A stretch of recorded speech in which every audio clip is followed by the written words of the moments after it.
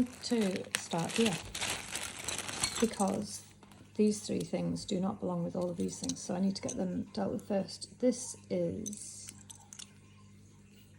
I was wearing it in my other reel and it's really pretty. It is just costume jewellery. There is no precious metals here, the stones are just CZ or whatever, and we've actually got two missing. There's one missing just here and there's one missing over here somewhere. And as you can see, because they are so very tiny, you can't really tell that there's stones missing. But it is just costume jewellery, but it looks $1 million, and there are very, very, very expensive versions of this out there.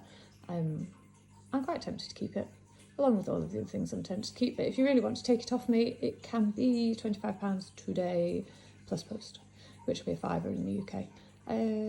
Isn't it elegant for a big sparkly glitzy thing? Some things are really a bit ostentatious and then some things look really pretty, and I don't know what the line between that is. I don't know whether it's the way you wear them or whether it is actually the piece of jewellery or whether it's a combination of both, but I love that, I really do. Right, next we have this little thing, which is a banded agate, black banded agate. Needs a good clean. I'll give it a clean up for you if you wish me to do so. It's relatively old, probably 1930s based on the C clasp here. We've had reinforcement done on its frame, so there's been a bit of a repair at this end.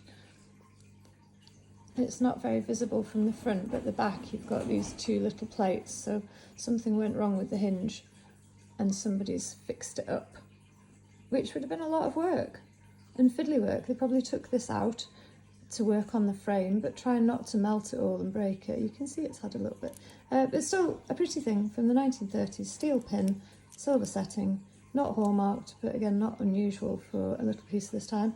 Has a bail, so you can put a safety chain on. I'd say 20 quid on that. Nice piece of agate. And then this I loved. I wonder if my friend Mel might be tempted to take this off my hands, because I know that she likes a little piece of cut steel, and that's what this flower is. It's ever so slightly lost its sparkle.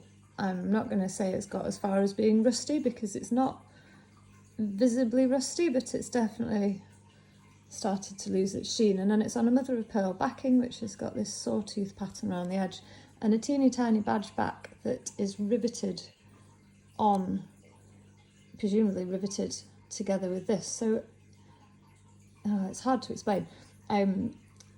These little pieces of cut steel are riveted onto a bit of brass, which is the flower stem. As you can see, that's a different colour, and the gunmetal brass.